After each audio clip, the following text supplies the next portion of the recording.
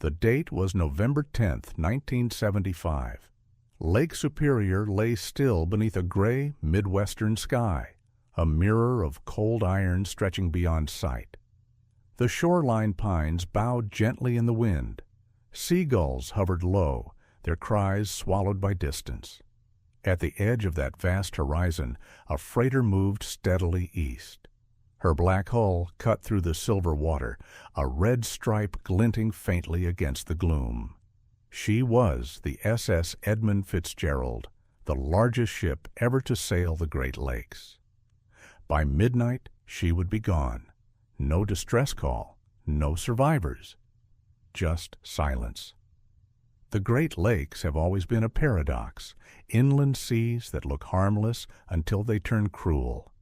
For those who have never stood on their shores, it's easy to forget their scale. These aren't calm ponds tucked between states. They are an unbroken chain of freshwater oceans, holding 1/5 of the planet's fresh water and the bones of nearly 30,000 sailors. Superior, the largest of them all, is both beautiful and merciless. It stretches 350 miles wide, 160 miles long, and plunges over 1,300 feet deep, a depth that swallows even sound. Its storms form without warning, its waves strike with the strength of open seas. Mariners say that Superior doesn't forgive, it just waits. For over a century, men have tried to tame it. Ships carried coal, iron ore, and grain from the inland heart of America to the steel mills and ports of the East. The work was grueling, the pay uncertain, but the lakes promised opportunity. And for generations, sailors returned to them again and again, because once the water calls you, it never truly lets go. That November, the shipping season was drawing to a close. The locks at Sault Ste. Marie would soon freeze, sealing the Great Lakes until spring. Most crews were eager to finish their last runs and return home. The Edmund Fitzgerald, however, still had one more voyage to make, hauling 26,000 tons of taconite iron ore from Superior, Wisconsin, to Detroit, Michigan. Her captain, Ernest McSorley, was a seasoned man, 63 years old, quiet, efficient, respected. It was said this would be his final season before retirement. He couldn't have known it would be his last. When she departed on the morning of November 9th, weather reports promised only light winds and scattered showers. But a low-pressure system was deepening across the plains, one of those unpredictable November storms the old-timers spoke of in hushed tones. Within hours, that storm would shift north toward Lake Superior, and the Mighty Fitz, as sailors called her, would sail straight into its path. By the time darkness fell on November 10th, radar screens would go blank, a voice would fade into static, and one of the most enduring maritime mysteries in American history would begin. The Edmund Fitzgerald began not as a legend, but as a contract. In February of 1957, the Northwestern Mutual Life Insurance Company, better known for policies than for ships, commissioned a freighter unlike any that had come before. It would be the largest vessel ever built for the Great Lakes, stretching the very limits of what the locks at Sault Ste. Marie could handle. She was to measure 729 feet long, exactly 1 foot short of the maximum legal limit. Her beam, the width across her hull, was 75 feet, also the greatest allowed. Fully loaded, she would weigh 1,332 tons and carry more than 25,000 tons of taconite ore, enough iron to build an entire city. The insurance company named her after its president, Edmund Fitzgerald, a man whose family had sailed the Great Lakes for generations. His grandfather, father, and 5 uncles had all worked the waters, and Fitzgerald himself oversaw investments in coal and iron, the lifeblood of mid-century America. The ship that would bear his name was to be both a business venture and a tribute. The price tag, $8.4 million, over $80 million today. Construction began that summer at the Great Lakes Engineering Works in River Rouge, Michigan.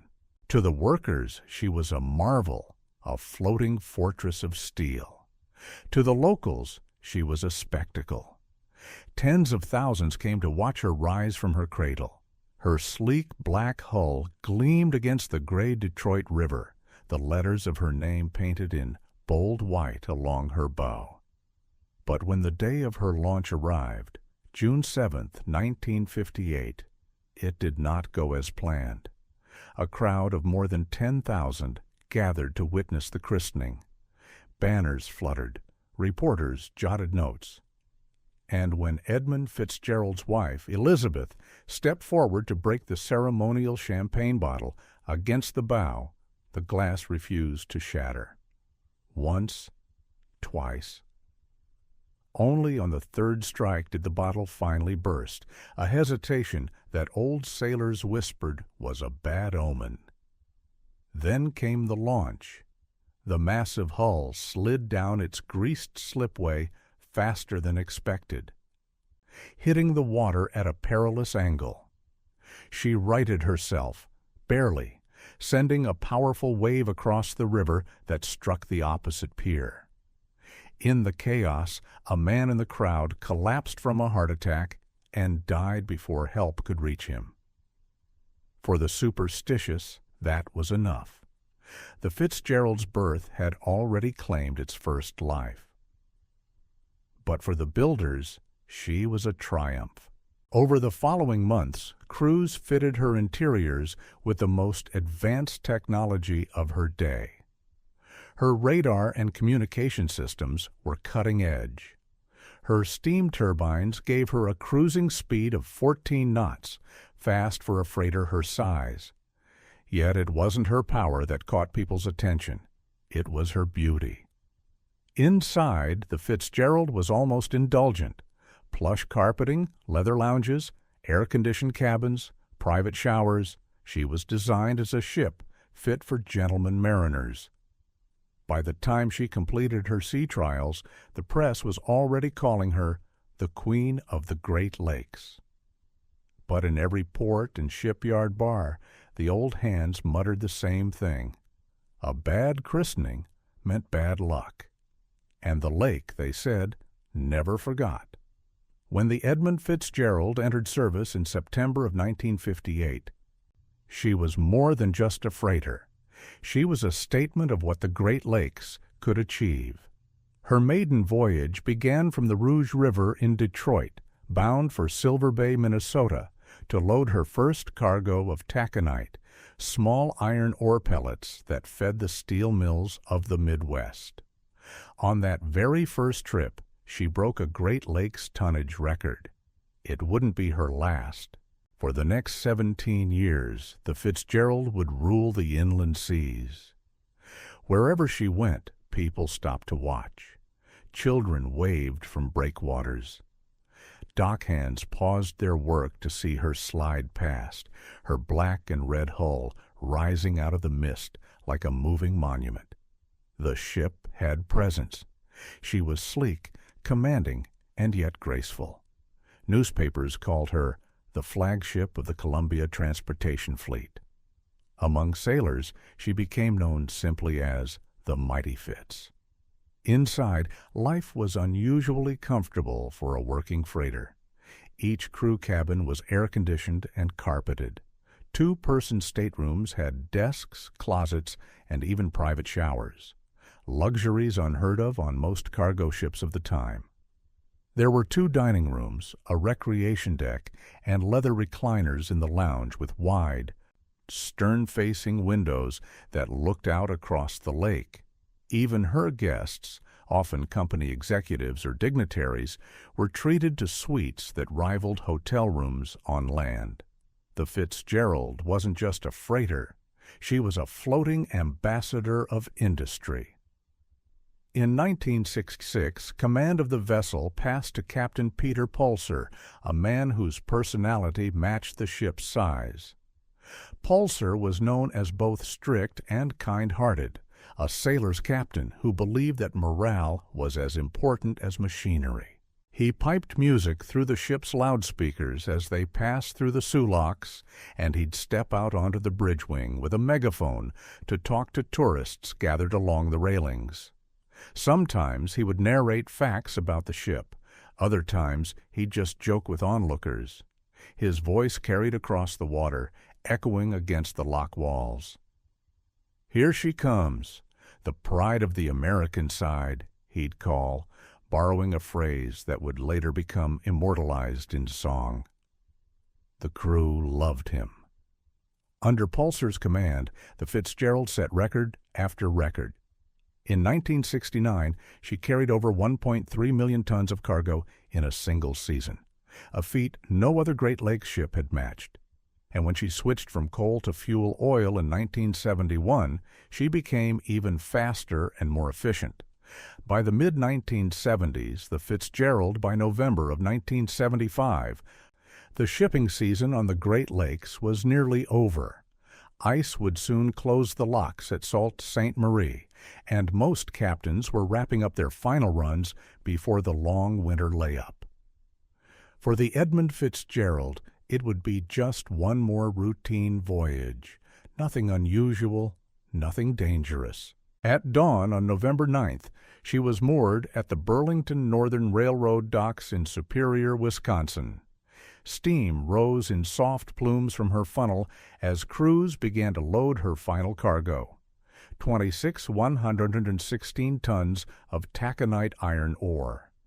The gray pellets thundered down the chutes, rattling against the steel holds below. For 6 hours the men worked, careful to distribute the weight evenly. A ship that long could not afford imbalance. Too much weight amidships and her spine could bend. Too much to either side, and she could roll. When the last ton was loaded, the Fitzgerald sat low in the water, her decks barely 20 feet above the waves. Her destination was Detroit, Michigan, where her cargo would feed the city's steel mills. At the helm stood Captain Ernest McSorley, a veteran of the lakes since his teenage years. McSorley was known for being professional, steady, and disciplined. 63 years old, he was nearing retirement. This was to be one of his last trips before leaving the lakes for good. The crew, 29 men in total, were among the best the company had. Third mate Michael Armagost, who had recently sent a letter home to his wife promising he'd be back soon. First mate John McCarthy, a seasoned sailor with decades of experience. Young deckhands, engineers, and cooks, all part of a tight, proud team aboard the fleet's flagship. At 2:15 p.m., the Edmund Fitzgerald pulled away from the pier, easing through the breakwater and out into the open expanse of Lake Superior. On shore, Janice Armagost, the third mate's wife, stood with her children, waving from the rocks. She called out for her husband, but he didn't appear on deck. A crewmate shouted back, "He's below." It was the last time anyone on land would ever see him, or any of them, alive. Waves built higher with every passing hour, 10 feet, then 15. Winds rose to 40 knots, gusting from the south. The two captains, Ernest McSorley and Jesse Bernie Cooper, spoke by radio, sharing updates and observations. They were veterans, cautious but unafraid. November storms were nothing new on the Great Lakes, but this one was different. By mid-morning, the barometer plummeted. The wind shifted sharply to the northwest, a deadly turn that sent the waves crashing broadside against the ships. The Fitzgerald, running ahead and closer to the Canadian shore, began to disappear into the haze. The Andersons' radar still tracked her, but visually she was gone. Snow fell hard, thick, blinding, relentless. The wind screamed through the rigging like a siren, each wave struck with the force of a hammer. Flexing the Fitzgerald's steel hull, her bow would rise skyward, then slam down into the trough with a shudder that shook dishes in the galley. The crew, trained and steady, worked in silence. For anyone who has never seen a Great Lakes gale, it's difficult to imagine. The water isn't the soft roll of an ocean swell. It's shorter, sharper, more violent. The waves stack close together, and the fetch, the distance the wind travels across the open lake, is long enough to turn the surface into a field of shifting hills. Every few minutes, one crest grows taller than the rest, folding over itself with thunder. To the men aboard, the rhythm becomes everything. The creak of steel, the slam of the hull, the hiss of spray, all blending into the pulse of survival. Both captains knew the dangers well. They would have remembered other ships that hadn't been so lucky. In 1958, the Carl D. Bradley had split in two on Lake Michigan, sending 33 men into the freezing dark. Only 2 survived. In 1966, the Daniel J. Morrell met the same fate on Lake Huron, torn in half by the strain of massive seas. Out of a crew of 29, just 1 man lived to tell the story. Those wrecks had taught a grim lesson. Even the largest ships could break. But the Fitzgerald was newer, built with stronger steel and designed to flex. That flexibility was supposed to save her. By afternoon, the situation worsened. The Anderson's crew logged wind gusts of 58 knots, nearly 70 miles per hour, and waves reaching 25 feet high. The storm had shifted again, now pounding the Fitzgerald from the stern. Captain Cooper adjusted course to give the waves more room to roll under his ship. He noticed on radar that McSorley hadn't done the same. The Fitzgerald seemed to be cutting closer to Caribou Island, where shallow shoals lurked just below the surface. Cooper couldn't see her, only the faint green blip on his screen. And then, at 3:30 p.m., the radio crackled to life. McSorley's voice came through, calm but strained. "We're taking on water. Lost some vent covers. Listing a little. We'll slow down so you can close the gap." It was the first sign that something was wrong. The storm had found its weakness, and the Fitzgerald had begun to yield. By late afternoon on November 10th, darkness had come early to Lake Superior. Snow swept in thick bands, swirling in every direction. The Edmund Fitzgerald was still ahead of the Arthur M. Anderson, but she was fading on radar, a green pulse lost among the storm's noise. At 4:10 p.m., Captain McSorley called the Anderson again. His tone was clipped, almost matter-of-fact. He said both of his radars were down. They'd gone completely dark. He was now steering blind, navigating by compass and instinct alone. He asked Captain Cooper on the Anderson to help guide his position using their own radar. Cooper agreed. From then on, the two ships moved like tethered shadows, one leading, the other watching. Snow blinded everything. Visibility was near zero. The wind howled at 58 knots, more than 65 miles per hour, and the waves rose to 25 feet, hammering the ships with unrelenting force. At 4:30, McSorley radioed the Coast Guard station at Grand Marais, Michigan. He was trying to get a navigational fix on the Whitefish Point beacon, but he couldn't pick up the signal. The station replied that their beacon was offline, knocked out by the storm. McSorley said nothing for a moment. Without radar, without radio direction, and without sight, the Fitzgerald was now moving through one of the worst storms in Great Lakes history, completely blind. The Anderson kept her on radar, watching the blip slide slowly east. At 5:00 p.m., Cooper's log recorded waves washing clear over his own ship's deck, flooding the spar deck and freezing against the railings. They could only imagine what it was like aboard the Fitzgerald, a smaller crew, a faster ship, taking the same pounding without functional equipment. At 7 p.m., they were just an hour from safety. Whitefish Bay was not far. Calm water and shelter awaited just beyond the horizon. The Anderson's first mate, Morgan Clark, picked up the radio. He called the Fitzgerald to check her position. McSorley replied, "We are about 10 miles ahead of you." Clark told him, "You're about 15 miles from the lee of Crisp Point. Looks like you'll clear the traffic to the west." There was a brief pause, the sound of static. Then McSorley said quietly, "Well, fine." Clark asked one last question. "How are you making out with your problems?" McSorley answered, "We are holding our own." It was 7:10 p.m. 10 minutes later, the Arthur M. Anderson's radar showed the Fitzgerald's blip fade, then vanish. No alarm, no distress signal. Just gone. Captain Cooper called for her again and again. His voice broke through static, calling her name into the storm. "Fitzgerald, this is the Anderson. Do you have your lights?" Silence. He called the Coast Guard at Sault Ste. Marie, reporting what he feared was unthinkable. The Edmund Fitzgerald had likely gone down. The Coast Guard hesitated at first, struggling to believe that such a massive ship could vanish without a trace.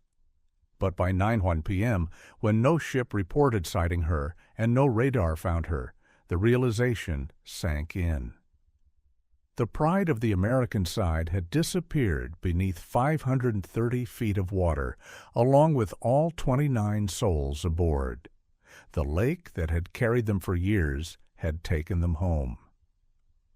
Night fell hard over Lake Superior. The storm still raged, the wind screaming through the rigging of the Arthur M. Anderson as she turned back toward the dark. Captain Cooper had made a decision, one that no sailor makes lightly. He would go back. The Coast Guard at Sault Ste. Marie had asked for help in the search. With visibility near zero and waves still topping 25 feet, they needed ships already on the lake to assist. And though the Anderson herself had been battered nearly to breaking, Cooper agreed. He ordered his crew to prepare for the return, to face the same waters that had just swallowed their sister ship. At 9:01 p.m., they began their search, their radar scanning the violent surface. They called out for the Fitzgerald again and again on the radio, their voices strained and hoarse. No one answered. By midnight, the storm had eased slightly, but there was still no trace. No lights, no wreckage, no life rafts. At dawn, the sky cleared to a dull, cold gray. And then, at 8 a.m., a lookout on the Anderson spotted something drifting in the swells. It was a lifeboat, splintered and torn apart. Then another, bits of wood, cork life vests, fuel drums. Everything pointed to one truth. The lifeboats had never been launched. The ship had gone down too fast. The Coast Guard joined the search by air and sea. Helicopters from Traverse City swept the area, flying low over the waves. Two cutters, the Nogatok and the Woodrush, patrolled grid patterns, searching for any sign of survivors. None were found. For 3 days they combed the lake. All they recovered were fragments, pieces of metal, twisted steel, oil slicks barely visible against the black water. It was as if the Fitzgerald had simply vanished. On November 14th, sonar finally picked up something unusual on the lake bed. Two large shapes, 530 feet below the surface. The objects were massive, roughly the right size for a ship. It was the first real sign of where she had gone. The Coast Guard scanned the site several times, but the equipment of the time couldn't confirm it. The images were blurry, the outlines uncertain. Months would pass before the truth was seen with human eyes. In May of 1976, the U.S. Navy arrived with a remote-controlled submersible, the Curve 3, an unmanned underwater vehicle fitted with lights and cameras. For the first time, the world would see what lay beneath. The cameras descended through the dark, their lights cutting through the silt. And there, rising out of the black, was the bow of the Edmund Fitzgerald, upright, buried deep in the mud. The stern lay twisted and inverted, 200 feet away, its propellers jutting upward like the bones of a giant. Between them was a debris field, torn metal, crushed railings, cargo scattered across the lake bed. The ship had split in two, but what no one could determine was how or why. The wreck showed no signs of explosion or collision, no clear evidence of a shoal strike. Whatever had happened, it had been sudden, instantaneous. The official search ended soon after. The lake returned to silence, her surface calm once again. But below, the wreck of the Fitzgerald lay undisturbed, a steel tomb resting in perfect darkness. When the storms of that November finally broke, the questions began. How could a ship so large, so well built, vanish in minutes? How could 29 men simply disappear without a single distress call? In the months that followed, the U.S. Coast Guard and the National Transportation Safety Board began one of the most exhaustive investigations in Great Lakes history. They interviewed former crew, loading foremen, and company officials. They studied weather logs, hull blueprints, and radio transcripts from the Arthur M. Anderson. Every fragment of evidence was weighed, every theory tested against the cold mathematics of wind, steel, and water. The official report came in 1977. It concluded that the hatch clamps securing the cargo covers had either failed or been improperly fastened. Wave after wave had poured over the spar deck, forcing water into the holds until the ship grew too heavy to rise again. When the next swell came, she simply plunged bow first, snapping in two as she struck the lake floor. But not everyone agreed. Former Coast Guard Vice Admiral Paul Trimble, head of the Lake Carriers Association, publicly rejected the finding, calling it a theory built on assumption. Other captains insisted the Fitzgerald must have struck the 6-fathom shoal near Caribou Island, tearing open her hull.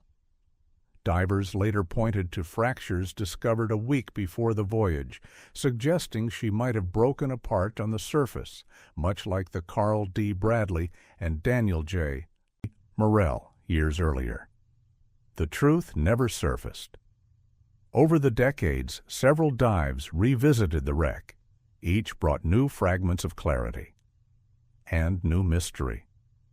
In 1994, one expedition discovered a single crewman lying near the bow, still wearing his cork life vest, arms at his sides, facing upward toward the light that would never reach him. He was left where he lay. By 2005, Canada's Ontario Heritage Act formally declared the site a protected grave. No further dives would be permitted without government approval or the blessing of the families. The Edmund Fitzgerald would rest in peace. Yet even in silence, she refuses to be forgotten. In 1976, just months after the tragedy, Canadian songwriter Gordon Lightfoot released The Wreck of the Edmund Fitzgerald. His haunting lyrics carried the story across the world, a eulogy set to melody. Does anyone know where the love of God goes when the waves turn the minutes to hours? For many, the song became their first encounter with the Great Lakes and with the men who worked them. Today, the bell recovered from the wreck hangs in a memorial at Whitefish Point. Each year, on November 10th, it rings 29 times, once for every man lost. Families gather quietly in the cold wind. Visitors leave flowers, model ships, or folded notes weighted with stones. Time has not dulled the fascination, nor the sorrow. The Edmund Fitzgerald remains both symbol and warning that even the mightiest steel yields to nature, that confidence is never armor, and that the lake keeps her secrets well. If you stand on Superior's shore on a still November night, you might hear what sailors call the ghost wind, a low hum carried across the waves. Some say it's the wind through the pines. Others say it's the lake remembering. Whatever it is, it sounds like a voice from below, steady, distant, and unending.